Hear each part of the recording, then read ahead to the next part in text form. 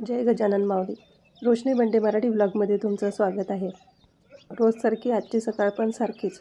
तो सूर्य उगवला, दर्शन घेतलं आणि चालू झाली ती आपली सकाळची गडबड.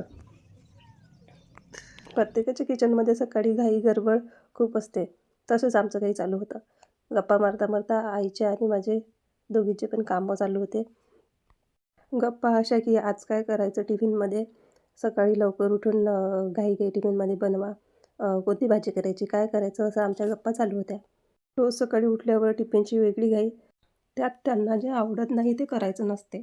मग सगळंच आईयांचा हा एकच प्रश्न की सकाळी उठल्यावर टिफिनमध्ये बनवायचं काय. मुलं तर भाजीपाला आवडीने खात नाही. त्यांना कोणती पण किती पण छान केली तरी हिरवी भाजी नको असते. हिरवी भाजी बघितली की आधीच त्यांना कंटाळा येऊन जातो. त्यांची किरकिर चालू होऊन जाते, मम्मी असं नको, मम्मी तसं नको. मग काय करायचं, भाजी पण छान पाहिजे, पोटात पण जायला पाहिजे आणि चव पण छान पाहिजे. आणि हो, आजकाल तर प्रत्येक घरात 2 पाहुणे मुक्कामी असतात.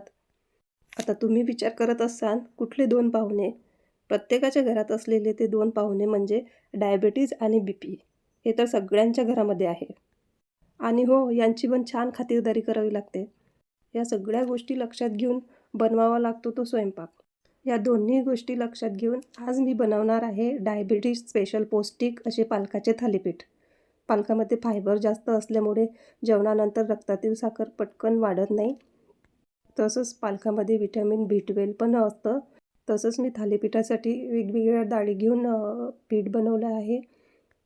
जसं की तूर डाळ, हरभरा डाळ, मूग डाळ, जेवढ्या आपल्या घरामध्ये डाळी असतील तेवढ्या तुम्ही त्यामध्ये घेऊ शकतात.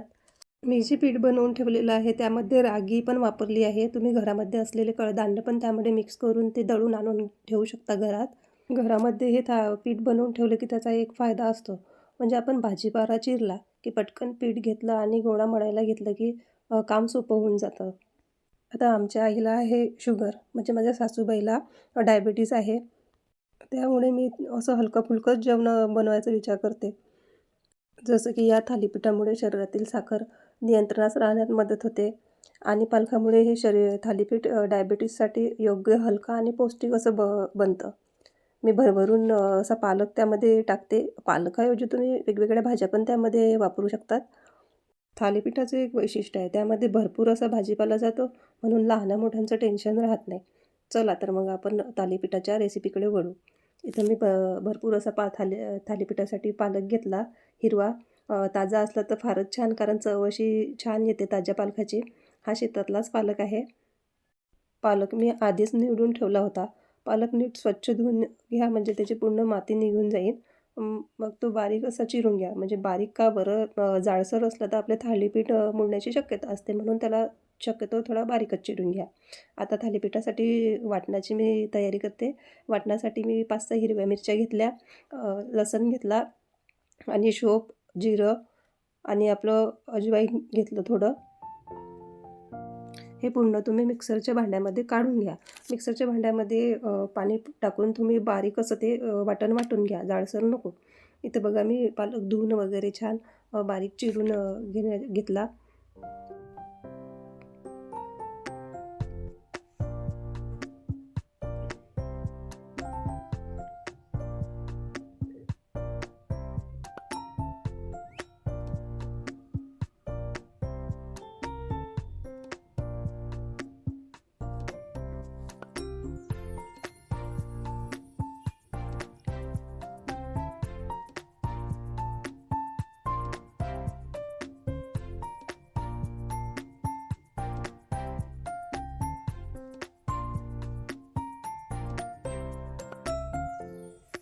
आपली सकाळची टिफिनची घाई वेगळीच असते.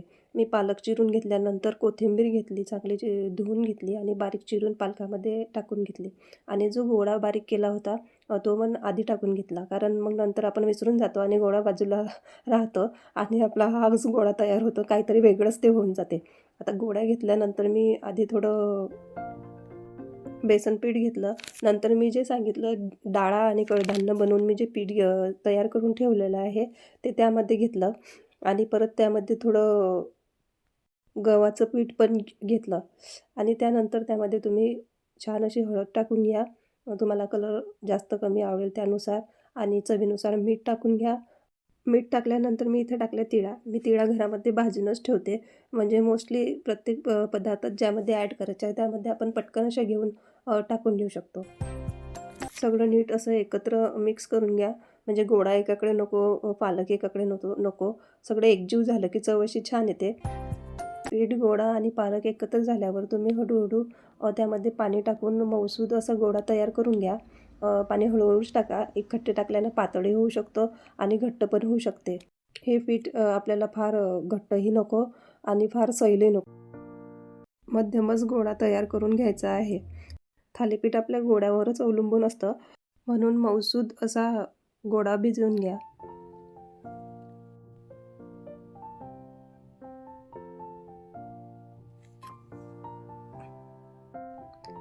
बघा मी असा छान गोळा तयार करून घेतला आणि गॅसवर तवा ठेवला गरम होण्याकरता. तवा गरम होईन तोपर्यंत तुम्ही एक कॉटनचा कपडा घ्या. कपड्याला असं तेल लावून घ्या, जेणेकरून आपलं जे थालीपीठ आपण तव्यावर टाकू ते तव्याला चिटकेल, कपड्याला परत येणार नाही. म्हणून मी आधी त्यावर तेल टाकलं आणि चांगलं असं फैलून घेतलं कपड्याला आणि हाताला पाणी घ्या आणि छान असा गोळा करून घ्या. गोल गोल असा गोळा करून झाल्यावर तो गोळा आपण कॉटनचा कपडा घेतला आहे त्यावर टाका आणि छान असं गोल गोल ते हाताला पाणी घेऊन थापून घ्या. जास्त पतलंही नको आणि जास्त जाडसरही नको.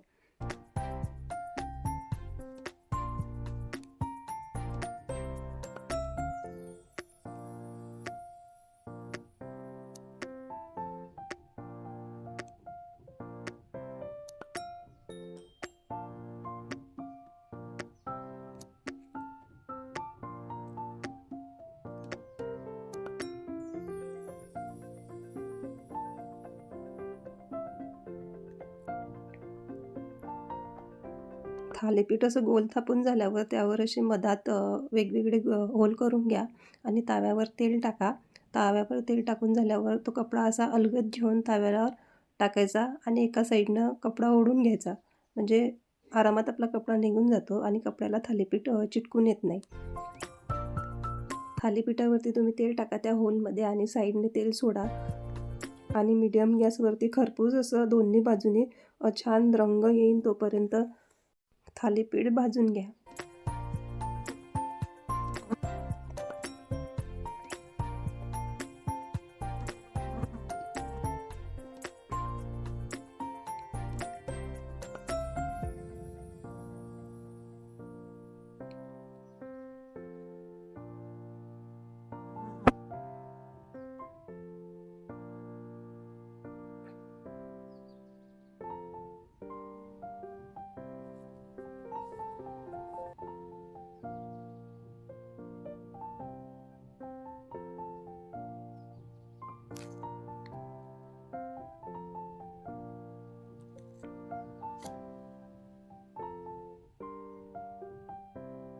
बघा छान खरपूस असं आपलं थालीपीठ तयार आहे.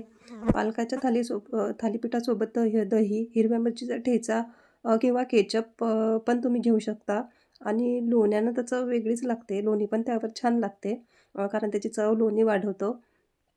असे हे पालकाचे थालीपीठ मुलापासून तर मोठ्यापर्यंत सगळ्यांना आवडतात आणि पौष्टिक अन्न पण पोटात जातं आणि आईची जी रोजची चिंता असते कमी होते आणि आईच्या मनाला समाधानही वाटतं. जर तुम्हाला आजचा व्हिडिओ आवडला असेल तर लाईक करा, शेअर करा, कमेंट करा आणि माझ्या चॅनलला सबस्क्राईब नक्की करा आणि कमेंटमध्ये सांगा थालीपीठ कसे झाले म्हणून.